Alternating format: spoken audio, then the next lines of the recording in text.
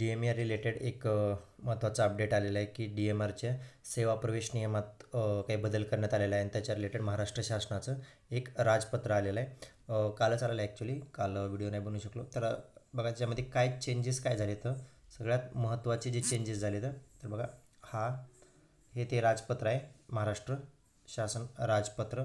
आता याच्यामध्ये हे DMERचं आहे, वैद्यकीय शिक्षण व औषधद्रव्य विभाग. प्रत्येक विभागाचं आपापल्या एखाद्या पदासाठीचं सेवा प्रवेश नियम असतात की त्या डिपार्टमेंटमध्ये त्यांचे नियम काय राहतील, जॉईनिंगचा क्रायटेरिया वगैरे जे म्हणतो आपण तेवाले सेवा प्रवेश नियम काय राहतील. तर आता हे कोणासाठी आहे, तर याच्यामध्ये बघा क्लिअरली यांनी सांगितलं आहे की हे स्पेसिफिकली हे स्टाफ नर्सचं आहे. आपण स्टाफ नर्सचं बघतो DMERचे अधिपरिचारिका गट क या पदाचे सेवा प्रवेश नियम 2025. आता हे 2025 म्हणजे आताचं नवीन सेवा प्रवेश नियम आहे, त्याच्यामध्ये आता त्यांनी काय बदल केलेत. ठीक आहे, आता याच्यामध्ये जे महत्त्वाचे बदल केलेत ते बघू. हे बाकी व्याख्या वगैरे स्टाफ नर्स काय त्यांचं कोणाच्या अंडर ते सोडून द्या. ठीक आहे, हे महत्त्वाचं नाही.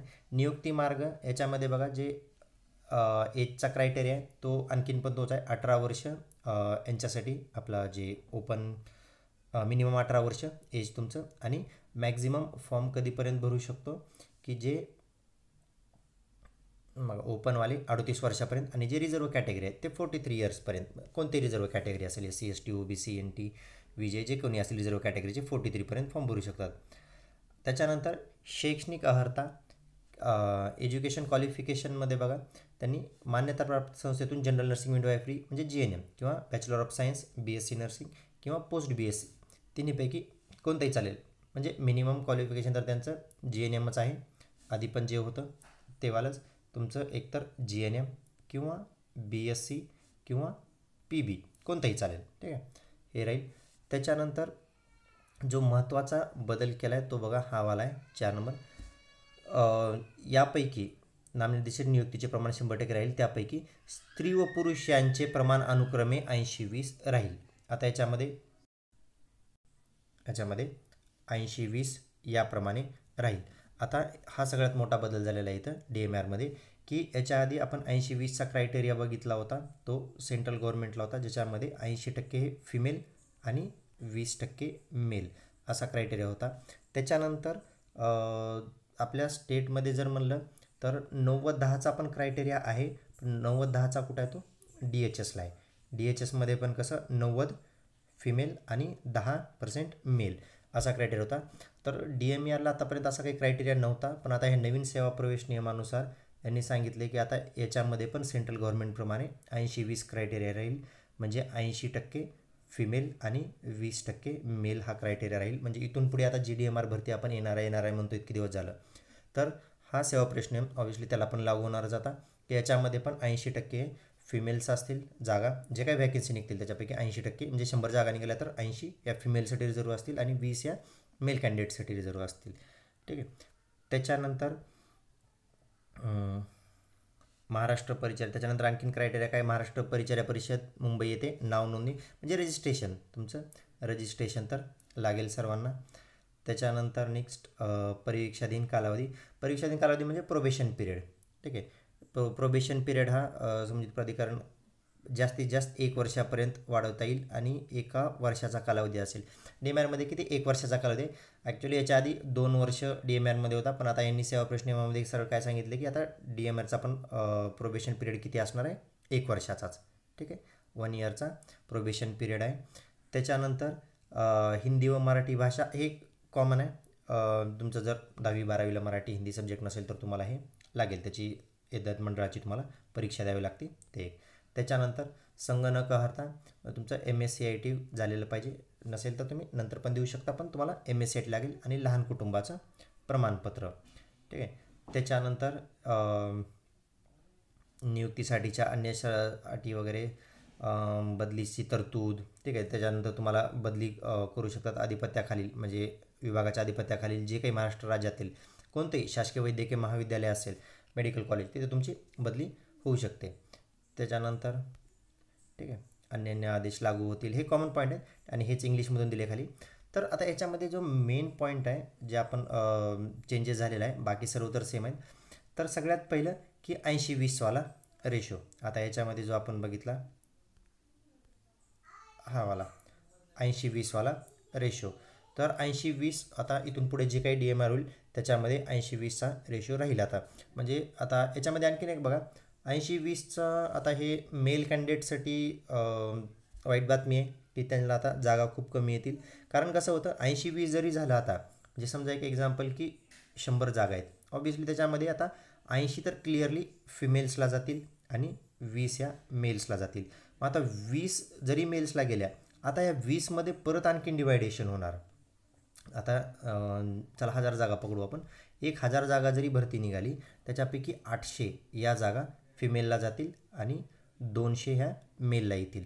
आता या 200 पैकी पण परत इथून तुमचे कॅटेगरीचे रिझर्वेशन चालू होतील. याच्यामध्ये प्रत्येक मग मेलमध्ये SC ST OBC NT VJ open, ठीक आहे, ह्या सर्व कॅटेगरीला जागा ह्याच्यात ह्या 200 पैकी परत डिवाईड होणार. प्लस त्याच्यानंतर मग हॉरिझॉन्टल रिझर्वेशन त्याच्या अंडर येतं. त्याच्यानंतर हॉरिझॉन्टल रिझर्वेशन कोणते मग कॅटेगरीचे असतील, म्हणजे ओपनमध्ये पण येतील ते, प्रकल्पग्रस्त असेल, प्रोजेक्ट अफेक्टेड असेल, म्हणजे इतक्या जागा डिवाईड होणार. आणि सेम हे फिमेल्समध्ये पण राहील. पण फिमेल्सला 80% जागा आल्यामुळे समजा त्यांना आहेत जागा भरपूर, पण मेल कॅन्डिडेट्सला आता आहे खूप प्रॉब्लेम की आता त्यांच्या जागा खूप कमी येतील. आता तुम्हाला ह्या 800 जागे रिलेटेड तुम्ही काहीच करू शकणार नाही. 80% तुमचं हे 20% जागेमध्येच तुमचं जे काही जागा येतील ते राहतील. त्याच्यानंतर आता याच्यामध्ये आणखीन एक महत्त्वाचा मुद्दा म्हणजे याच्यामध्ये एक्सपिरियन्स रिलेटेड काही त्यांनी सांगितलेलं नाही, कुठं उल्लेख नाही एक्सपिरियन्सचा. म्हणजे आणखीन तरी DMRमध्ये तुम्हाला काही एक्सपिरियन्स कंपल्सरी नाही. आता बघा, तुम्ही बघितलं असेल महानगरपालिकेच्या ज्या एक्झाम निघाल्या आता, जितक्या पण निघाल्या, नागपूरची निघाली, नवी मुंबईची, KDMCचे जे फॉर्म चालू आहेत सध्या आता, तर प्रत्येक ठिकाणी ना एक्सपिरियन्स मागितला. ह्याच्या आधी पनवेलची झाली होती त्यावेळेस पण एक्सपिरियन्स मागितला होता. तर ज्या त्या डिपार्टमेंटचे आपापले सेवा प्रवेश नियम आहेत त्याच्याप्रमाणे ते तुम्हाला हे मागतात, क्रायटेरिया जो काय असेल ते. तर आता तिकडे त्यांनी एक्सपिरियन्स कंपल्सरी केला आहे, पण आणखीन पण DMRमध्ये एक्सपिरियन्स कंपल्सरी नाही केलेला. त्याच्यामुळं तुम्हाला आणखीन तरी एक्सपिरियन्सची गरज नाही आहे DMRमध्ये. फ्रेशर जरी असेल, तुम्ही GNM BSc काही पासआउट असेल, भरू शकता, ठीक आहे. त्याच्यानंतर नेक्स्ट पॉईंट आहे याच्यामध्ये की आता हे जे नवीन सेवा प्रवेश नियम आलेला आहे, जो 80-20वाला, की 80% फिमेल्सला जागा रिझर्व राहतील, 20% मेल कॅन्डिडेटला राहतील. तर याच्यामध्ये कसं आहे, आता हे आपल्या याच्या आधी पण सेंट्रल गव्हर्नमेंटमध्ये होतं, त्यावेळेस पण 80-20साठी खूप कोर्ट केस वगैरे झालेल्या. त्याच्यानंतर 90-10 आलं आपलं स्टेटमध्ये, त्यावेळेस पण कोर्ट केस वगैरे झालेल्या. पण त्याच्यामध्ये आणखीन पण आतापर्यंत काही आपल्या साईडने काही निकाल लागलेला नाही की हां ठीक आहे तो नियम वगैरे रद्द झालेला नाही. पण ह्याचा अर्थ असा नाही की प्रयत्न करायचे नाही. आता भरपूर संघटना आहेत, तुम्ही ग्रुपवर पण बघितलं असेल, आपल्या पण ग्रुपवर टाकलं होतं. आणखीन काही दुसऱ्या संघटना आहेत जे प्रयत्न करत आहेत याच्या रिलेटेड. तर हे बघा, पुढे काय होईल माहीत नाही, पण प्रयत्न तर करू शकतो आपण. तर ज्या कोणी संघटना असतील, जे कोणी असेल, डेफिनेटली सगळ्यांनी एकत्र येऊन सपोर्ट केला पाहिजे. आता याच्यामध्ये मेल कॅन्डिडेट्सचं जास्त नुकसान आहे, तर ह्याचा अर्थ फक्त मेल कॅन्डिडेट्सनीच सपोर्ट करावा असं नाही.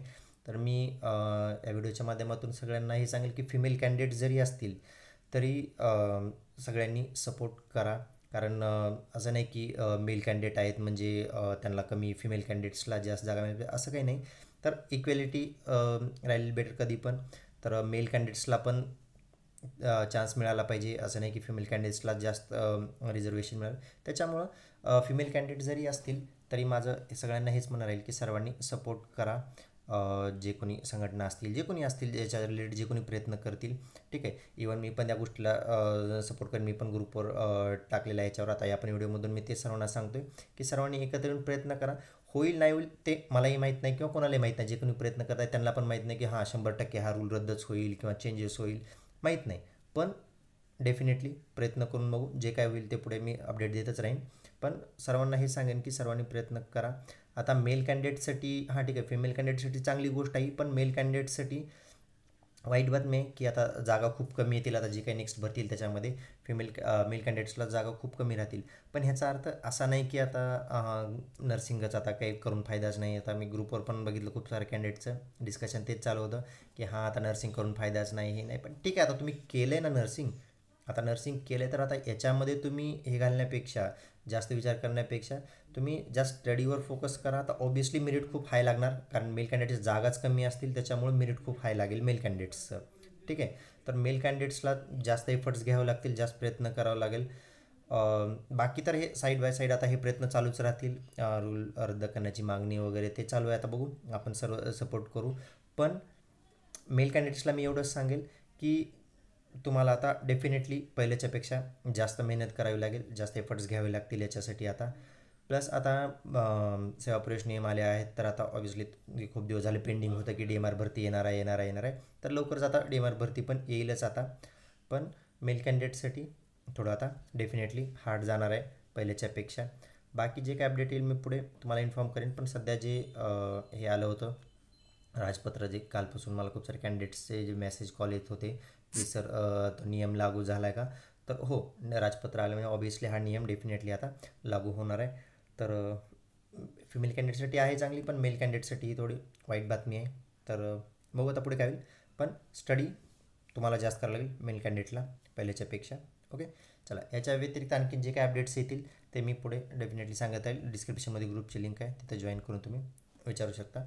बाकी जे काही असतील मी अपडेट्स या 80-20 रिलेटेड्स पण, तर मी तुम्हाला नेक्स्ट याच्यामध्ये अपडेट करेन आणखी.